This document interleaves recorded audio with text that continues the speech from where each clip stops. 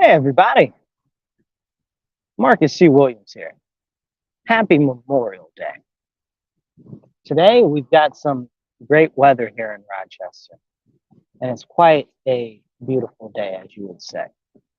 Um, Now, I don't know if a lot of you guys out there know what the difference is in holidays because we've got Memorial Day, Veterans Day, Labor Day, and everybody kind of rolls them together. You know, today, this morning, I was awakened by these stolen cars zooming up and down the street, screeching all up and down West Main Street. And it's amazing because nothing is being done about this crime and nobody really seems to care. Now, you say, Marcus, what's this got to do with Memorial Day? I'll explain to you what the crazy crime has to do with Memorial Day.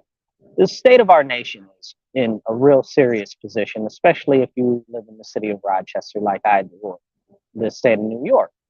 So, Memorial Day is a day in which we honor our fallen veterans, those who sacrificed all so that we may continue forward, and those that have sacrificed for our Constitution to uphold our Constitution and our nation and our values. So, that's what today is about, versus Veterans Day, in which we celebrate those who are still alive who serve, and versus Labor Day, which is a holiday for unions, and that's a whole separate conversation. But with the crime and everything that's going on in our country, do you think that this is what our soldiers died for? Complete lawlessness in our nation? Do you think our soldiers died so that our politicians in Washington or in Albany can just do whatever they want and run over the American people as if they don't care and the American people aren't important? No. Those who sacrifice everything so that we can have our country still, to stand up for the rights, liberties, and freedoms laid out in our Constitution and our founding documents, would be horrified at what's going on right now. We've got senators that are supposedly supposed to be Republican or whatever that means, right? Because you got Lindsey Graham and you got Mitch McConnell, trash garbage people who just want to fund foreign wars and do everything that they can to enrich themselves and put more money in their pockets. And then you have the Democrats, on the other hand, who give no fucks about the American population or American citizens, and they care more about illegal aliens and enriching themselves and creating a whole slave culture than they do about actual American citizens. It's as if those who have died and those who have given everything for us that we are to celebrate on this day died for naught. Because the question is they died for what? They died for this? This is a horrible situation that we're in right now, and not enough Americans are standing up and willing to do anything about it. They're not willing to take a stand. They're not willing to speak up, and they'd much rather be silent. This is a serious problem. The crime that we have, especially in Rochester and New York State, is largely caused by the raise the age laws and bill reform. This can be amended by our state senators and our state assembly people. But in a high crime city like Rochester, it's hard for me to even get anybody to engage with our elected officials. You know, that's what they're supposed to do. But they refuse to. They prefer to cry and whine on the internet. Oh, crime is bad. Oh, everything is bad. But they do nothing. When we celebrate on this day, those who gave everything and did all that they could to give the last measure to defend our country and protect us. You know, it's very concerning for me, and I'm extremely fed up isn't an adequate word, right? Upset is not adequate. Frustrated is not adequate. None of these words match the actual feelings or emotions that I have. Like I'm fit to be tired, right? I guess that's the best way to explain it. Fit to be tired. Those servicemen who gave their lives were to see our country today. You think they'd be pleased? All of those who died in World War One, you think they'd be pleased? Those who died in the Revolutionary War, you think that they'd be pleased? They'd be okay. That we're more concerned about talking about microaggressions and how if you hurt somebody's feelings, that's violence and hate. This is where we are. We are fucking weak, bro. Like we used to be a country that was known for strength and being strong and stuff like that. And we've gotten so weak over the years, it's ridiculous. And nobody will speak on the weakness that has become and befallen America because we have to respect people's opinions and their feelings and their emotions and stuff like that. And it's absolutely ridiculous and abhorrent. Okay. Nobody cares if you feel some type of way. Nobody cares if, oh my God, it was a microaggression. Oh, lock them up, put them in jail. You sound like a fool. You sound like a totalitarian authoritarian that is a treasonous actor that doesn't give a hell about our Constitution or our way of life in America, and that you should not be here or you should be excommunicated from life. I mean, let's be honest. So many people are focused on so many other things instead of actually improving the quality of life in our country for our citizens, but because they'll rather divide everybody on everything. We've got the central bank digital currency coming up, which they're pushing through the FedNow app, where the government can control all of your transactions, prevent you from using your money, prevent you from spending a certain amount of money if they decide, however much that might be. Maybe they don't want you to spend more than $10 a day. You can't spend more than $10 a day. Like people really need to wake up to the big concerns. They're sending hundreds of billions of dollars to foreign countries to fund foreign wars where we're not gaining any territorial um, annexations for America to incorporate them into our union. Why are we doing that? We don't have any business in any country, in any foreign whatsoever, unless we're actually going to get territory for the United States of America. No, it's not okay. But we've got senators and the people in the House of Representatives that continue to push to fund foreign wars.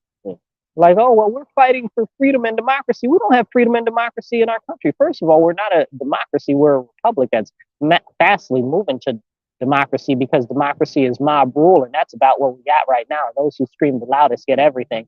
And those who scream the loudest right now only care about chopping off your children's genitals and genital mutilation and how that they can restrict you from using your funds that are your own and letting all the criminals run loose and run amok. And this is what they care about. This is what the people that scream the loudest care about. They want to tax the rich because if they tax the rich, even if they put 100% tax on the rich, it wouldn't be enough to even put a dent in our deficit that we have as far as either the state goes, because the state's down 49% in tax revenue year over year, which is a whole other separate conversation, or as far as the United States goes, which we're on a fast pace to be freaking completely devalued as far as currency goes and have no monetary value whatsoever.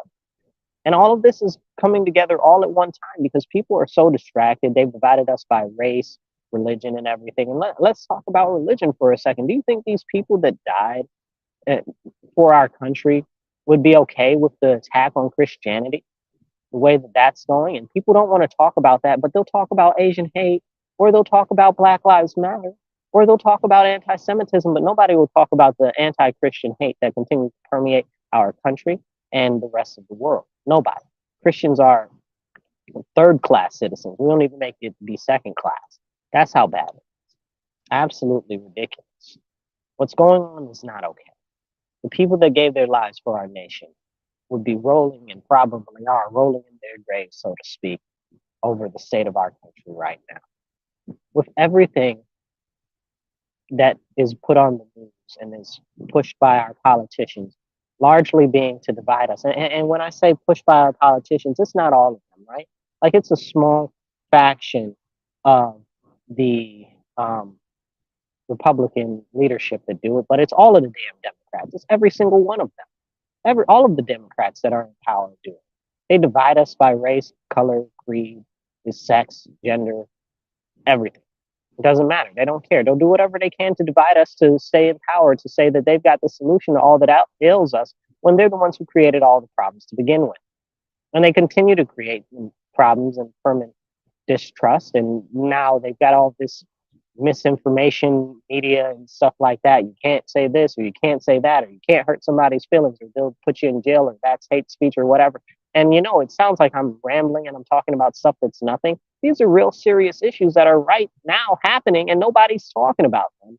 And everybody's just going around with their lives. La di da, let me go smoke some dope. La di da, let me go get my check. La di da, let me go to work like everything's normal. La di da, everything's fine. Nothing is fine. Nothing is okay. We are on the precipice of losing everything in our nation right now. Everything that the people that sacrificed and fought hard for throughout the history of our nation have died for. We're on the precipice of losing everything to a bunch of malicious elites that want nothing more than to stay in power, and they'll do everything to crush any form of dissent by pushing their policies through the government. And people refuse to stand up to the government, and they're absolutely terrified. And as people refuse to stand up to the government, the FBI, the Department of Homeland Security, the CIA, which isn't even supposed to be active in the United States, but that's a whole separate conversation. The what do you call it? The information systems people, I forget what's DIA, and all of these other people. Okay, all of them are doing everything that they can to start to put the kibosh on anybody that is willing to speak up. And if we don't speak up now, there won't be a time later to speak up. I don't know what I could say or what I could do to rally more people, to encourage more people to stand up and speak up, because it's really getting late, guys. Like, we're almost at the end. And when it's here, everybody's gonna be like, oh well, somebody should do something. You should have done something. You should have done something. You should have stood up. You should have said something. You should have been more vocal. You should have engaged with your elected officials. You could have done something, but you didn't. You sat on your ass and thought everything was going to be fine and grass was going to be green and everything was going to be about normal, but it's not normal. They're normalizing pedophilia like that's okay. So this is another thing. You think the veterans that died so that they can normalize pedophilia? Is that what we're doing right now? I mean, let's really be honest. And I hate to bring it back to like the Lord and Jesus and stuff like that. But these people need the Lord and need Jesus largely because they have no moral compass. They don't know. They don't have any type of structure, right? The only structure that they have is do whatever you want because that's what Satan teaches you. Do what you want because it feels good, blah, blah, blah. It's a very serious problem that we have right now in our country. And I know people don't want to hear that. They don't want to hear you talk about religion or whatever the case is, man. In God we trust, right? One nation under God, right? That's what our veterans died for. That's what those who we memorialize today died for. That's what they believed in. But you guys suck, like largely. Like I don't know where the fight in our country has gone. Like everybody has lost their balls. Like has everybody been castrated? Like I know that they're trying to push castration and genital mutilation and hysterectomies on people and stuff. But I mean, like, let's be honest. Like, has everybody lost their will? Is this what's going on right now? I don't know. I'm gonna do what I can to attempt to continue to encourage people to be active and stand up. But it's really frustrating and honestly kind of demoralizing because not enough people are willing to stand up. Like, I don't know what to do to encourage more people to stand up or to get more people to stand up. It's like all of the evidence shows you that horrible, horrible stuff is going down and you refuse to do anything or take any level of action because you're scared of how you'll look or how somebody might think of you or what your job is going to say or whatever. Later, soon you won't have no job because the machines are taking all the jobs. Like, y'all stupid. Like, in the next, what to say, the CBO, the Central Budget Office in the federal government, they say by 2030, 60% of the jobs will be taken by machines. And that's across the board. That's not in any particular field. That's in all fields. All of them. All of them. 60% of the people in the country that have jobs don't have jobs. Which is, you want to know something more crazy? We're going to have an increase in retirees by 25% in the next 5 years. So that's a whole separate terrible, horrible thing we have, because now remember that's going to go into tax revenue and stuff like that. And we're not having enough kids because they're telling you to kill all your babies. So we're not having enough kids, so we won't have enough tax revenue. So our governor in New York State, High Priestess Kathy Hochul, she's all like, well, let the illegal aliens come in and let them work and let them work and let them do stuff. We've got 5,000 service jobs that need people. I used to do cooking and stuff like that. They can do it. You want to create a permanent subclass of those who are subservient to you, as in a slave class, so that you can remain dominant and push out all of those who would possibly oppose you, who have any actual American values and wherewithal. That's all that that's about. And it's not about anything else, because again, 60% of all current jobs and positions will be gone in the next, what, 5, 6 years? And that's a modest estimate if you ask me. I think that number is too low. I think it'll be much more. So where will these people work? And then you have it where they're competing with normal Americans, because remember, they don't speak the language. Most of them have no type of education.